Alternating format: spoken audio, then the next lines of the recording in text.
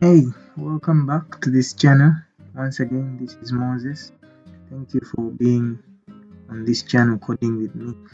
Today, I have something quite interesting I want us to share. Google Analytics implementation in Next.js approach with the opt-in cookie banner. Most of the times, I've been always wondering how to achieve this with Next.js since I'm a Next.js developer.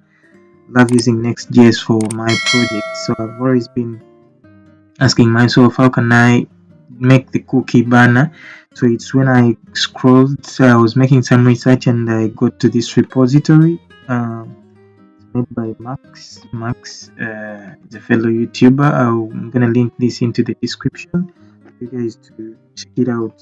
So he went ahead and made something 3 months back, which is really useful. So this is a minimal example of Google Analytics GA4 in Next.js 14 with an opt-in cookie banner. You can see it at the bottom of the screen. So he made this easy. He made a setup whereby you need to install node modules with npm install. So I made replace Google Analytics ID with Google this into the layout, as we're gonna see. So run the development server with npm run dev. So information, the cookie key IE name is cookie contest, and the value is set to true or false when you click accept or decline the repository. So he went ahead and also made a nice demo of how it works. As you can see, it's gonna click here, so it sets it to true, and then now data can be read directly onto your Google Analytics. Let's start off with this. What am I trying to say? So I'm having one of my SaaS I've been developing lately. Uh, your review, most of you know it who have been following up the YouTube. So I've made up this. I'm gonna show you how I've made this design. So I've made up this nice looking design, this cookie banner. So it's indicating the user that this site uses tracking technologies. You may opt in or out of the use for these technologies. We value your privacy and want to ensure you have control of your data. So user can deny L or can accept all. So as well, I have a nice one. The user can customize it, put necessary, put more functional, put more analytics, put more this, and they can set the preference or they can go back. So how does it work?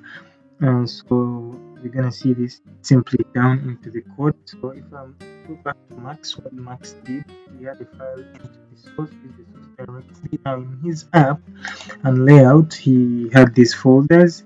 He had the Google Analytics component which he made, and the cookie banner as well, which is rendering the banner like the one of mine you've seen. So I'm gonna show you how we can do this. So I'm simply gonna base on mine since I've made some more modifications on the code base I have, but all of it was inspired from this. So I'm gonna link this into the description. So I went ahead to V0 since I did not have any idea before. So I first gave it a prompt. Hello buddy, I want you to design me a nice looking banner. I had an image of what I wanted, so I placed it there. This was the image. This is how it looked like. So I wanted it to do something like this, but I gave it an option and I told it you can create for me another one absolute with the whole screen. So at first it did that, the one I requested. So if I click onto this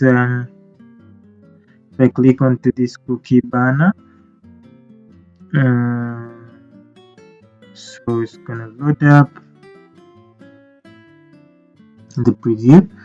And first it made me a preview looking like this down in the footer, but I've given it another option to make for me one which is absolute. Most of the times users tend to ignore this, so I want something which is really a user can fill in, because most of the times I personally I find myself ignoring this, not looking at it, but I wanted something absolute, so I gave it this prompt to make for me an absolute banner.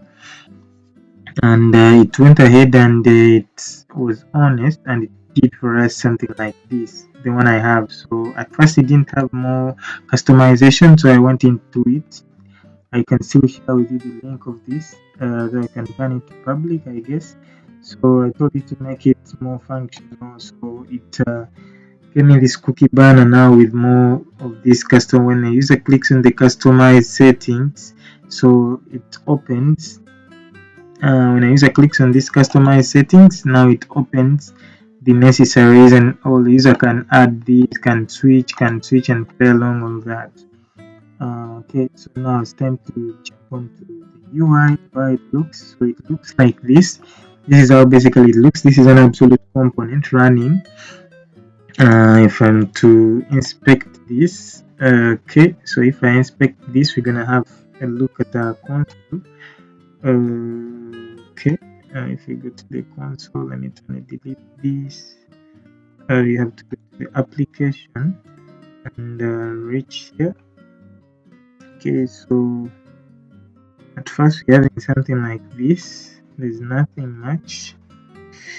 Okay, leave it there. Okay, so we're having this. So if we go to my code, I have something like this.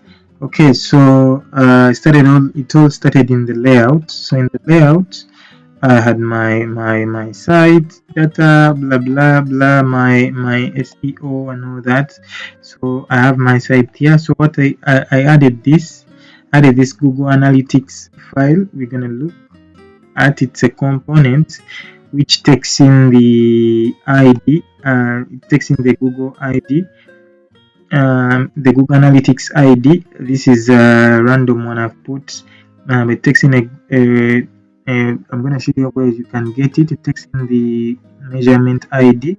So if we go into this component, it looks like this. First of all, I declare the types we're going to use for the Google tag. It's an event, type of string, it calls an action, and params which return a void. So first of all, we're going to see. So the component, it's like this. The Google Analytics, it takes in the Google Analytics measurement ID, which is a type string. So first I check the path name which we are currently on. So I also use search params here, which is a client side function, and now making our component to be client side based. So after that, I come to check. Okay, so now I run this use effect, which is running on an arrow of dependencies. We're using the path name. Whenever the path name changes, or the search params changes, or the Google measurement ID is going to change. So this is always when this is going to happen. So first of all, I check the URL I'm on right now. So I do const URL is equal to the path name plus the search params, and I convert it to string. So what this is basically doing, I'm going to use it to check here if the window is not undefined. If the window is not undefined, then the Google tag is there. So I run this inside here. I get the window, the Google tag dot config, whereby I place the ID there, and then go to the page path URL. Then I start targeting that. So simply it returns a script which is added to the head of the document to begin the contest when it's denied. So it takes in this script. This script is coming in from Next.js. Next.js has this script from Next.js. So if you come, it takes in the ID as Google Analytics, the strategy as after interactives, the dangerous inner HTML as well. So window the data layer will target this inner HTML here, the dangerous set inner HTML, to have the defaults as of its script should look. Normally a script in normal HTML and CSS doesn't look like this. So here what you're trying to do, if you have done JavaScript before, this dangerously setting in HTML, we are trying to concatenate in HTML to be rendered under this script, because basically the normal script is having a lot of content if you've used HTML before. So now here we are trying to push it into there using this script from Next.js. So the next thing, if we go back to their layout, then we only now need to have the cookie banner.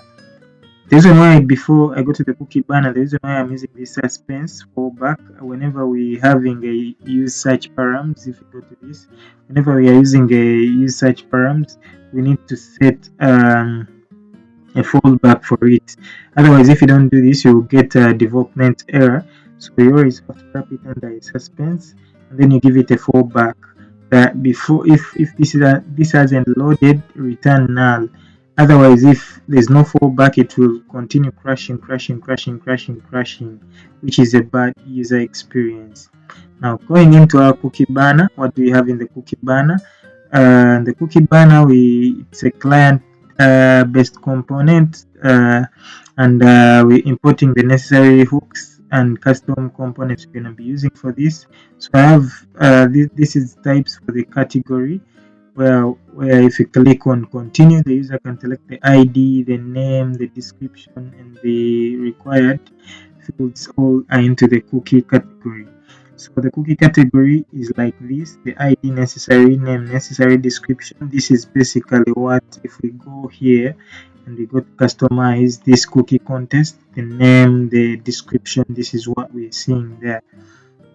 Okay, so if this is that, so basically the cookie banner component then starts here. So we start by the state management for various aspects of the cookie banner. So tracking overall contest status, whereby we check the cookie contest consent, and we try to set it as well. So what does this mean? We try to check if a user has already accepted or denied. If a user has already accepted or denied the cookie access with this first state, following on the set loading. So if we check the set cookie contest, we run it under use effect hook, where we first check for the stored cookie concept. So we get the local storage. This is a lib file. This is what I made in a lib. I call it a storage helper function in my libs folder, where basically it's trying to, I think this should be .ts, sorry for that. So what basically this is a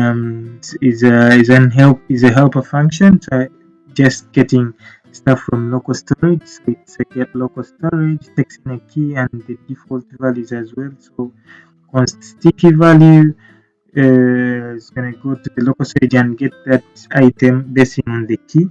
So, and then after all, it will return that item. So it's what we are using here. First, we're checking if there's anything stored. The cookie concept isn't null. So we console.log cookie concept received from local storage stored, and then we check and the value. So we set the cookie context based on the value here we have right now in the cookie console. So if it's null, then we're going to set it to null. And also we set loading to false, because why am I using loading? Because most of the times getting things from a local storage tend to load, so that's why I use the simple loading effect, though you may not see it. But if network is poor, sometimes it will load slow. That's why I try to add that this is set is loading false. So after that, I have now this next effect hook to handle changes in the cookie concept. So if the cookie concept is not equal to null, then we set the local storage to cookie concept and the new value, and the new cookie concept here that we've got. So basically, how do we set the new cookie concept? So we go to have here a function for the handler for saving custom preferences, and this is what I'm using to save the preference. For example, now if a user clicks on the allow or preference, so what I'm going to do is going to change the state of this cookie concept to true, and that's what I will use here in this effect to set it into my local storage. And now I will then run this update Google Analytics concept settings, which is with a constant new value is equal to cookie concept. If it is true, then we set it to be granted, else if we set it to be denied. This is now what we are updating in our Google Analytics concept settings there. So if type of window is equal to undefined and the Google tag is true, then we update this concept to the new values we are getting here into our Google Analytics. So now we have this one, which we are not going to show the banner if still loading or if consent has been given. We're not going, if someone clicks on either deny or anything, we're not going to show the banner. So handler for toggling in the video cookie preference, this is now coming in for where this was made by V0, whereby we're gonna go in and check for the preferences that a user is trying to click. For example, when a user goes to, or we have an ops helper function, storage lib, storage no facts directly in okay. So since I changed this helper function, the storage cookie, so if we go here and come here and get it, should now be coming in from if I try to check that and save that again, and we try to refresh here. Let's see what we got. And so it's gonna refresh. So let's try directory open into the directory. Okay, so import trace, it's trying to load. Okay, so as it's trying to load, I was trying to explain how this is all trying to be working. So yeah, now there's also this cookie preference is the one for the when a user clicks allow this. When a user is trying to customize what data should be allowed. So that's when it's happening. So this is the HTML. So this is the button, set cookie concept. If the user clicks denial, we set this to false. If the user clicks acceptable, we set this to true. If the user clicks on the customized settings, then now we show the other customizable options as well, and we map through them here to display them in a label format and their descriptions, and we give them a switch which will be used to run the handle toggle, which will definitely take in the category ID. After taking in the category ID, it will check the necessary. If the ID is equal to necessary, then it will, or otherwise it will continuously render the previous and spreading the IDs. To prevent toggling necessary cookies, we only run this return once. I don't know if this is okay. So here we have it working. So a brief view of how it works. So if I click the deny, you're gonna see here now in our local storage you have the content to false, meaning even though I try to reload the browser, I'm still gonna get, it's not gonna show up again, the banner is not gonna show back again. Okay, to fix that we can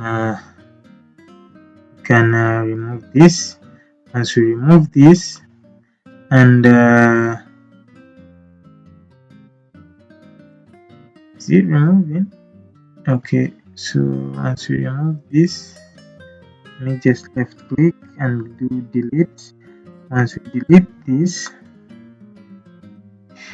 and we try to refresh again, you know, oh yeah, it went off. So if we delete that and now we try to refresh the app again, you should be seeing it coming. It's loading.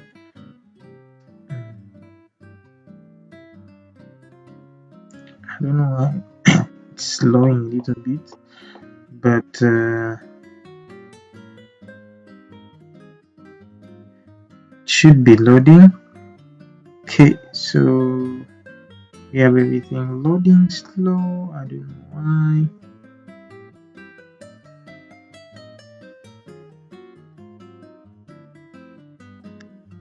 me check here.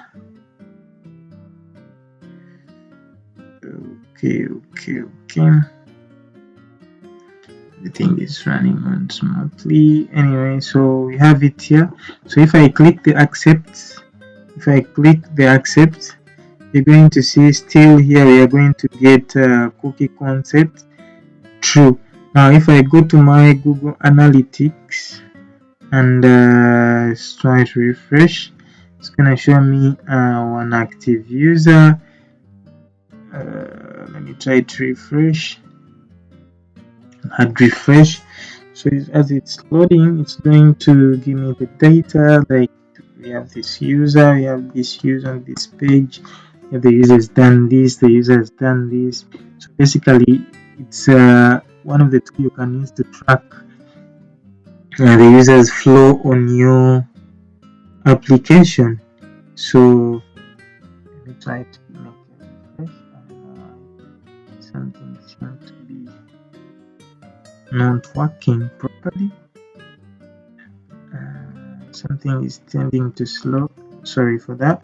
But if we go back, okay, so we have this, so we have two users now. Remember last time it was one user, but now we're having two users. So we have this, they are real-time users all in the country, United Kingdom, so users. So you can track many things. You can go to the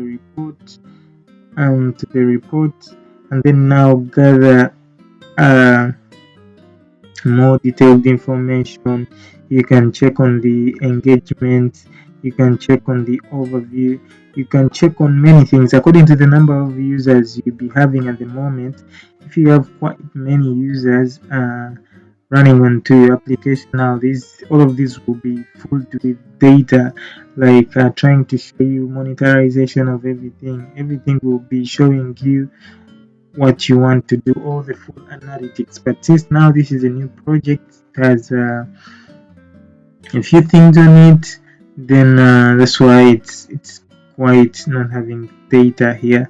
But trust me, in a few days, since many people are using this SaaS actually, so in a few days data is going to be spreaded all over here. User stickiness, because they give you a lot of things,